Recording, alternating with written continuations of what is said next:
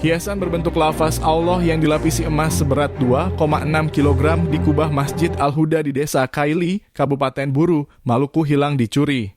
Raja Kaili Fandi Asariwal mengatakan hilangnya hiasan kubah masjid itu baru diketahui hilang pada Senin 4 Maret 2024 pagi.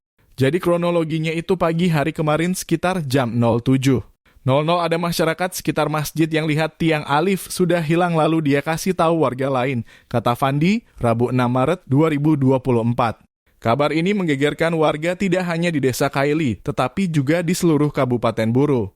Pasalnya hiasan masjid yang terpasang itu terbuat dari emas seberat 2,6 kg. Itu beratnya 2,6 kg, ujarnya. Dijelaskan hiasan kubah masjid dibuat oleh seorang pengrajin emas yang didatangi langsung ke negeri Kaili. Hiasan tersebut dipasang pada 2015 dengan melakukan proses upacara keagamaan.